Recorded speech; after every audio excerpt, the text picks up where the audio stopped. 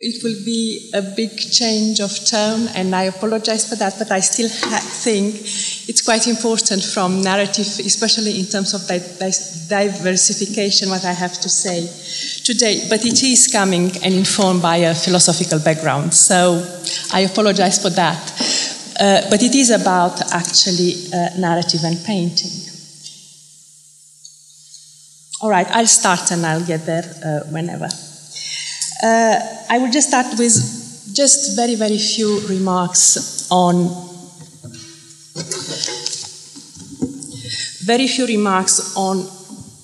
the few things I left behind me from narrative theory. And mainly it's the fact that narrative theory was invented, proposed, developed, and everything that has to do with its invention in according to the example of speech. So let me start from that. You know very well, and I don't have to tell you, you are much better informed than me about the fact that the Forte was the first, example on which narrative theory could grow, and it was made as a grammar, which was actually a syntax. But you know very well, this didn't work very well, and Lévi-Strauss in the Anthropology 2 gave a very good reason. No syntax can exist as such, it needs a grammar, okay? And that kind of model never produced the vocabulary or the dictionary. I won't go into details, I'm just going to jump very quickly. Another way of talking about narratives about at the same time was the Sartre position, which actually Barthes developed, is that there is always, in order to define a narrative, you have to define, from Sartre's philosophical background, a contract of enunciation, okay? And that was, again, based on the grammar of enunciation developed at the same time. All those things, they had in common the fact that both wanted to finish with something, which was obviously the history of literature as it stands, so it has to have a certain specificity of the object, but above all to finish with aesthetic judgment, which was very important, and some of us still had that in school. Now, about at the same time, there was another direction which came not so much from the field of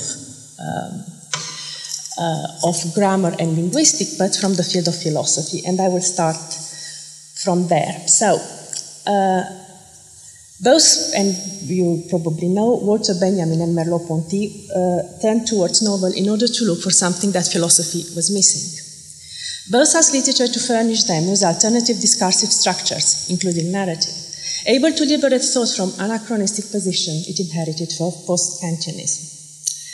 Most urgent was to remove the process of thinking from the aporias of self-consciousness. So one of the, in a back picture of what happened to human sciences since narratology happens alongside philosophy is indeed that it gets rid of the consciousness. So going back to the text, going back to who speaks, there is no any moment where you can identify that terrible thing that was pure consciousness. Yes? The text is already oriented, and if you talk about any form of consciousness, that it is already inscribed in the text, and it is directed, it's situated, as Sartre would put it.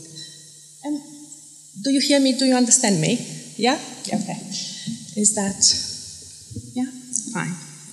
Okay. So, and both have a different way of talking about this stages of literature and painting. For Merleau-Ponty, they were considered expression fondamentale de la pensée, fundamental expressions of thought, and for Benjamin, they were the Denkbilder, yeah? And it's from there that I will start. Okay. Now, the question of language were filtered through the achievement of modern art for both Benjamin and Merleau-Ponty. Both invoked Klee's painting and his writings on art because they envisaged the question of language from the perspective of its ability to produce images, that is, thinking images, okay, including narrative structures, yeah? Not thought so much in the temporality, I will go back to it, of the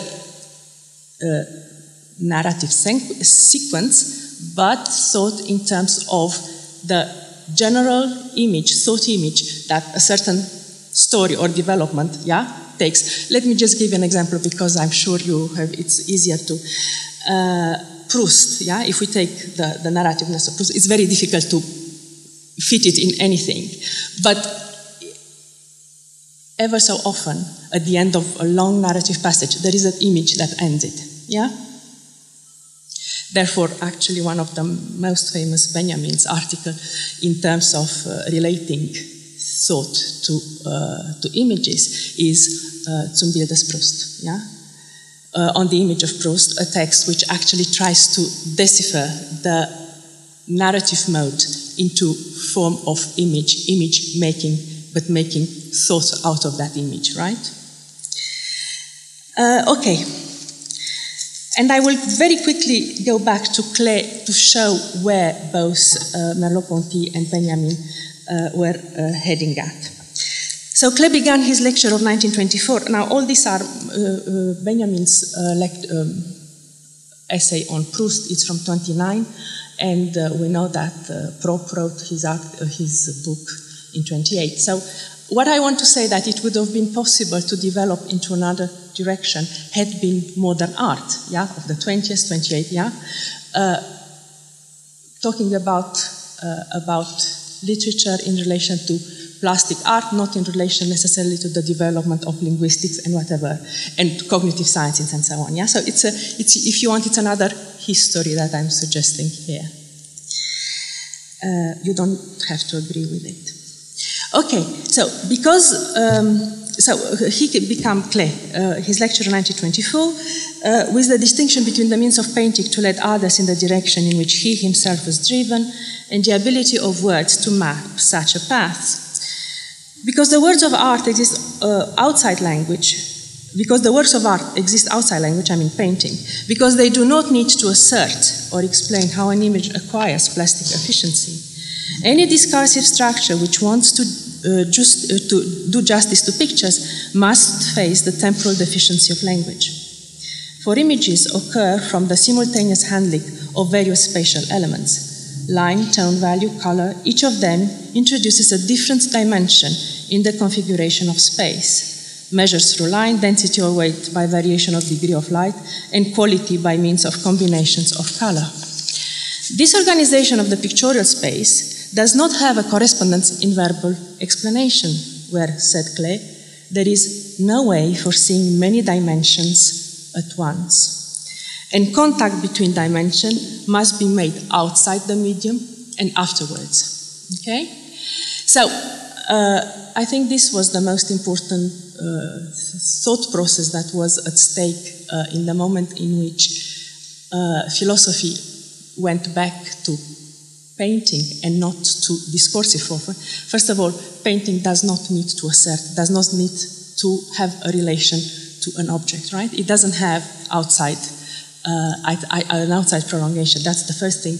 And the second thing, which was probably the most important, is that the picture was that which showed the association of dimension, which are totally unhomogeneous, okay?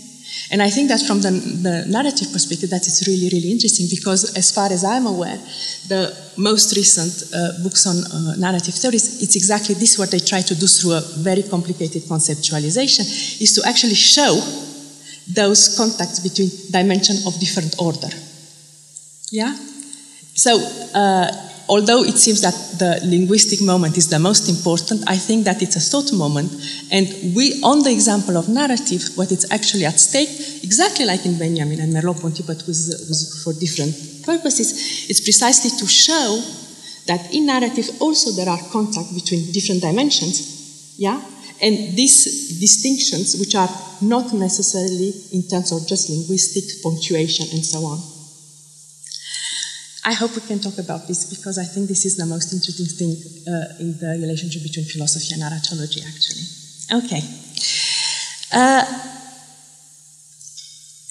And talking about those formal elements, what was important is that those elements already are at the same time expression and figure, which is very much, I think, the case with all good literature, yeah? expression and figure, meaning that at the same time, it's an expression that comes from the very medium, yeah? Words already are in dictionary, but their composition, it's, yeah? And that composition, this is only one I want to... Syntax was the discipline that actually tried to show the homogeneity between words, yeah? But in literature, this kind of task is syntax, the formal logic syntax is not Proust syntax, is not Flaubert syntax, okay? So it's at the same time expression and figure. To give you an example, maybe you remember the last sentence of Flaubert, Trois contes, Hérodias, on coupe la tête de Jean-Baptiste et on l'a porté de deux côtés alternativement. No, yeah, it's a total different grammar, yeah?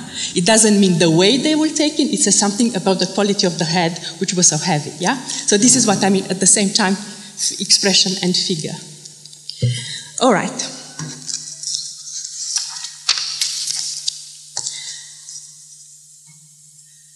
It is in respect of these imprisoned rationalities held in reserve by the modern visual art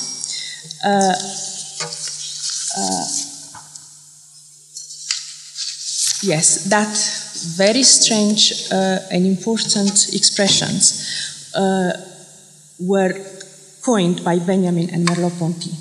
Okay, some of them you know: associated bodies, brute meaning, prosaic indices. Those are as strange syntax as construction of in modern art, and actually Merleau-Ponty was very much aware of Clay's titles. Yeah, this is called "Bird Wandering Off," which is again it's not a narrative. It's something after a narrative. Yeah, but the narrative is captured in the image. The first one was Serpent Path. Yeah. Man face, and so on. Now, Merleau-Ponty's daring conceptual invention record the mediation of the body where movement and vision overlap and capture the silent presence of body and mind into the articulation of bold speech. Those syntax I've just quoted brings into the remit of philosophy paths that modern painting and literature have already forged when they gave from form to perception without the need to find the pre-existing object for it. Their objectivity rests in their stylistic, in the stylistic visual or verbal formation, tracing the horizon on which emerges something to see. We do not see it, we see according to it. This coherent information proposed by the work, which the reader or the beholder make his own, replaces in Merleau-Ponty works the ambiguity of perception he so lucidly analyzed in the phenomenology of perception. One name for this mutual involvement was la chair du monde, and what he said, cette expression qui n'a de nom dans aucune philosophie. But what I want to say that the relationship between Clay's titles and Merleau-Ponty's, as I said, awkward and wonderful stylistic and conceptual formation were meant actually to go beyond what it was impossible in linguistic terms, just to give a sense of perception as a perception which is formed by the object as such. There is no pre-existent object to this, or to any kind of splendid sentence by Flaubert, Proust, and whatever, Faulkner. It was still this idea that you have to assert. And the indirect languages and the voices of silences, which starts with such an extraordinary remark that a novel expresses tacitly as a picture does, yeah? And all the analysis of Stendhal's Le Rouge et le Noir, that it is actually the image that the narrative gives. And that image, if you remember, when he talks about Julien, who, very furious, is going to go and kill Madame de... c'est pas Madame de la Mole, c'est pas... Madame de Renal, merci. Oui, he's going to end Merleau-Ponty. And there is a blank in the novel, and then il voyagea, il arriva là-bas, il fit ceci en 3 mots, and everything is summarized in that. And Merleau-Ponty says this is where where the syntax show exactly like a painting. It has the ability to suppress and make us take the cadence of the movement, the fury.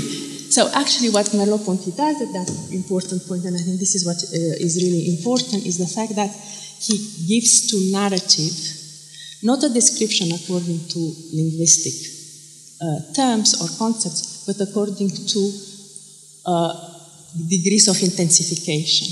And this is where I think it's very interesting to look at the relationship between narrative and philosophy, because actually narrative provided to philosophy those different degrees of intensification, yeah, and intensity. The same probably, you know, did Benjamin when he actually talked about the German Baroque drama. And when talking about this, because what I say doesn't have to do just with narratives in terms of novels, but actually also with big narratives in terms of big histories, I mean, yeah, or literature history. And what Benjamin did when he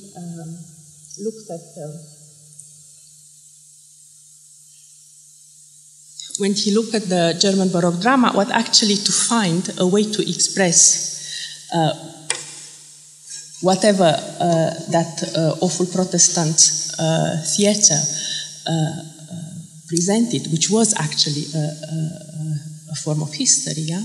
The history of Protestantism at that moment. He actually tries to gives it, to summarize it under a picture, and that's Dürer's Melancholia, yeah? And what I want to say, this is not a comparison between the theater and Melancholia, yeah? This becomes, as it is actually an emblem, yeah? It becomes an emblem for that literary history that Benjamin wrote in terms of showing what Reformation meant and how actually German language was changed by the cruelty. Actually, he talks very, if you read those plays, they have a huge hyperbolic language. And actually they come from this desire, like the Melancholia, to go over this feeling of regret, of missing, and so on, which has to do in particular with Protestantism. Okay, so the example of the engraving provided not only a sample of thought, in the sense Merleau-Ponty will later refer to painting, it also led to a further image fixing the feature of history at the precise moment it looks back to us, as a familiar face does. And actually that was the expression, exactly expression, by which Klee would explain his thinking eye, his you know that his notes are called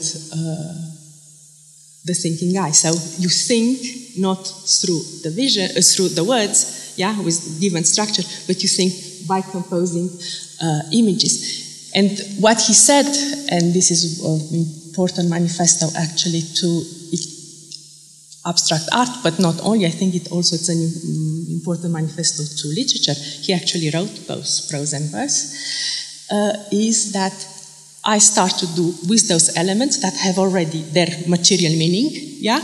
And if it happens when I finish that a familiar figure looks back to me, then it means that a certain degree of objectivity was achieved. So looking back, yeah, this image of looking back of history through this painting or this engraving was exactly that objectivity is achieved through the medium of image. And I will just go to a second aspect. Until now I talked about what's the relationship between philosophy and narrative studies in the deeper sense. Now I would like to talk another example, and it's an example where actually a painting becomes the support, the material support of a narrative form of thinking, which is actually a thinking image at the level of language. And it is about the drawing by Paul Klee, Angelus Novus, who furnished to Benjamin the image of his thesis on history. I would just want to say that as much as Proust, and this was the essay I've mentioned from 1929, gave to Benjamin the philosophical concepts in order to talk about history as réveil, as a awakening. Now it's the reverse, and I will quickly comment on this. Okay. A clay painting, this is how Benjamin talks about this painting. A clay painting named Angelus Novus shows an angel looking as though he was about to move away from something he stares at. His eyes are wide, his mouth is open, his wings are spread. This is how one pictures the angel of history. His face is turned towards the past, where a chain of events appear before us. He sees one single catastrophe which keeps piling wreckage upon wreckage and hurls upon its feet. The angel would like to stay, awaken the dead, and make whole what has been smashed. But a storm is blowing from paradise and had got caught in his wings. It is so strong that the angel can no longer close him. This storm propels him irresistibly into the future to which his back is turned, while the pile of debris before him grows towards the sky. This storm is what we call progress. Okay?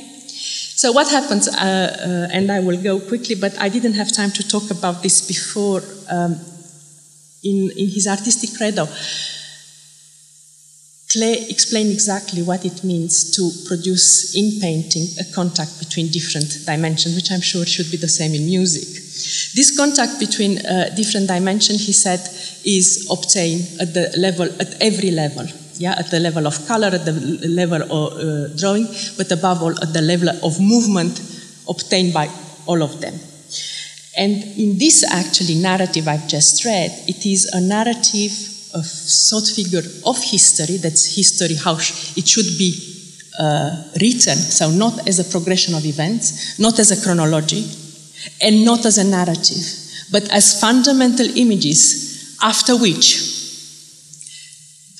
things had not been the same anymore. So those moments, if you want, caesura moments, where so a history, according to Benjamin, would be a history of images, yeah, of images that have changed the course of history. So it would be a total zigzag, a kind of serpent path that Klee did.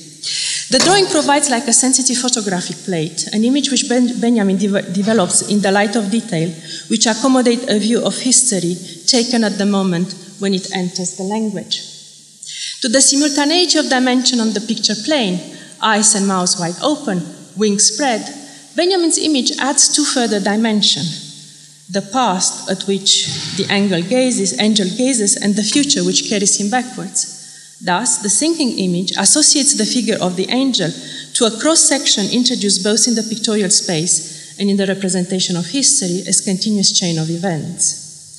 Klee's own finding, and he talks about this in his notes, it was a way to press the figure into the picture plane so that it looks as withdrawing from us, which is exactly what Benjamin talks about when he says that history actually is something that fades us, yeah, it moves away from us. So Benjamin inserts in the dimension of the image the modalities of the present.